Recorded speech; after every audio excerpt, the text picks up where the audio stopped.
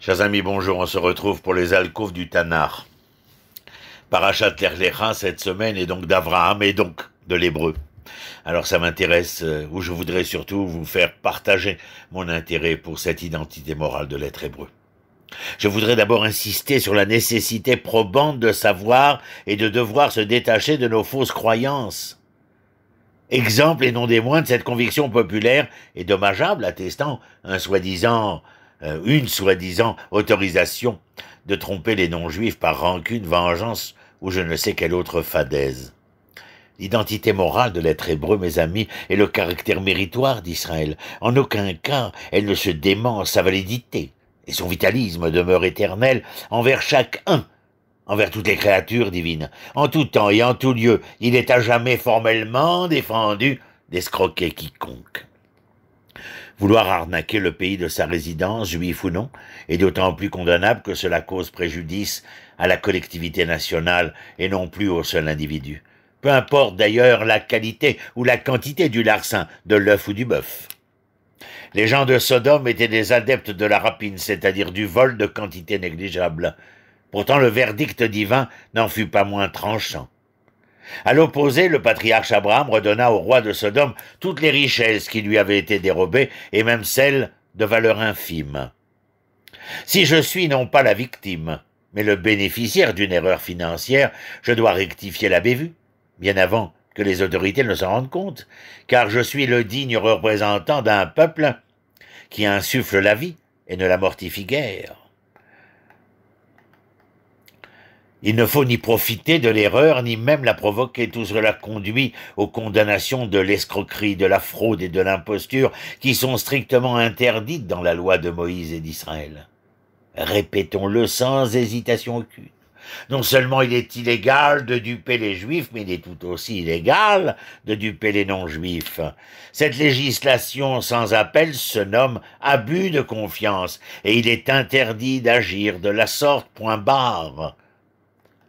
Ainsi s'expriment nos sages dans le Be'er Hagolah, sur le Shulchan Aruch, Choshen Mishpat, chapitre 348. Écoutez donc, beaucoup crurent faire fortune en abusant des non-juifs et en exploitant leurs erreurs, mais en définitive, ils firent faillite et finirent piteusement.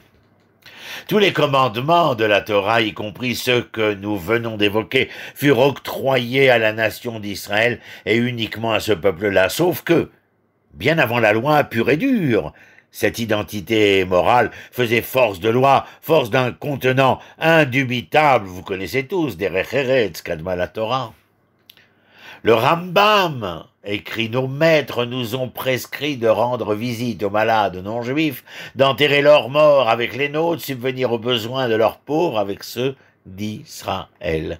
C'est donc un devoir vertueux que d'établir un climat de sérénité et maintenir de bonnes relations au sein de notre société, car il est dit dans les Téhilim 145, Dieu est bon avec tous, et sa mansuétude s'étend sur toutes ses œuvres.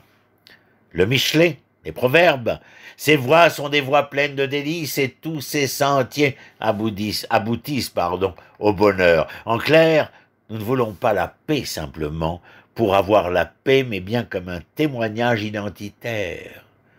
Celui du pur reflet de l'image divine sur notre visage humain, je veux dire, un idéal moral traduit dans l'éthique du quotidien, sinon c'est de canaille dont nous nous entretenons. Rabbi Chaim Vital, le kabbaliste de Safed, au XVIIe siècle, écrit dans son célèbre ouvrage Sha'arei Kedusha, pour être pieux, tzaddik dans son langage, il faut aimer les non-juifs aussi. Incroyable, hein? Il y a bien sûr d'autres références, mais je vous passe les détails. Le propos est on ne peut plus explicite, n'est-ce pas? Mais dans le Shulchan Aruch, Choshen Mishpat, que je vous citais il y a un instant, tout celui qui vole ne serait-ce qu'un centime transgresse la sentence de ne point voler. Qu'il détrousse un juif ou un non-juif, un adulte ou un enfant. Ainsi s'exprime le Shulchan Aruch, mes amis. Maïmonide interprète la Mishnah Kelim au chapitre 12, Mishnah 7, avec vigueur et rigueur. Voici son propos. Il est défendu de détenir une valeur monétaire dont le coût ne serait pas juste et à plus forte raison l'interdiction formelle de s'en servir pour abuser un non-juif. Ceux qui, parmi la populace, seraient amenés à croire que l'on peut tromper un non-juif, ceux-là sont dans l'erreur. Notre Sainte Torah exige d'être très scrupuleux lors du rachat d'un juif vendu en esclavage, et même dans ce cas-là, il est interdit de tromper le non-juif. De même, sont proscrites toutes les combines, toutes les tromperies et tous les faux. Nos sages, dans leur ensemble, enseignent cette interdiction. Vouloir convaincre un non-juif que le faux est vrai est un blasphème. Ceci est d'autant plus grave que l'escroquerie du non-juif s'accompagne d'une profanation de tout le projet divin. Incroyable, hein, n'est-ce pas? Le Rav Moshe Feinstein, dans les Igrot Moshe, Rochen Mishpat, livre 2, chapitres 29 et 30, ça c'est le détail pour ceux que ça intéresse, lui condamne avec la même rigueur tout celui qui en Israël, comme en diaspora, ferait une fausse déclaration afin de profiter des bontés de l'État et toute tricherie lors d'un examen. Nos sages ne veulent surtout pas nous réduire à une simple visite des malades, accompagnement des mourants et autres charités bien ordonnées. Tout au contraire et plus encore, nous nous devons d'apprécier la cohérence globale de notre existence sociétale au travers de relations humaines élaborées. Avant toute chose, l'expression de notre responsabilité collective doit se fondre au sein d'un profond sentiment de considération pour les autres êtres humains. Je réserve un amour sans borne aux créatures, en vertu de leur humanité. Je les saisis, je les entends, afin d'en percevoir le sens comme le plein signifié de ces êtres créés à l'image de Dieu. S'ils me déçoivent, quelquefois, et me désespèrent, trop souvent, il faut pourtant continuer de leur offrir notre empathie. La déférence envers autrui et la dignité humaine exigent de chacun d'être concerné par tous, comme nous le sommes très certainement avec nous-mêmes. Concrètement, cela sollicite une sensibilité et une réflexion pour tout être. Ils sont une mosaïque, une et indivisible, d'aspirations, de désirs, de difficultés et d'espoir. En conséquence, on ne peut se satisfaire de généralités, ni apprécier le sujet superficiellement. Mais certes, mes amis, s'enquérir des besoins spécifiques d'autrui, comme de ses expressions singulières. Ensuite, et bien sûr, nous serons naturellement invités, par une intime affection, à traduire cela par de réelles bonnes actions, par une volonté de faire face aux besoins de nos tiers, matériels ou spirituels, juifs ou non juifs. Un tel idéal ne peut affecter le seul individu, il concerne surtout la collectivité humaine. Un homme de Torah, dis-je, et non un religieux dogmatique, doit pouvoir déployer une totale conscience sociale en ce qui concerne l'ensemble des problèmes de pauvreté, de criminalité, d'inégalité et de toute détresse similaire. Ces mots doivent l'empêcher de bien dormir. La douleur où qu'elle soit reste et demeure inacceptable et surtout insoutenable. L'esprit humain s'éprouve à la maîtrise de soi. Il veut s'accroître, engloutir le maximum et faire sa propre expérience. Cela est l'aliment de sa grandeur.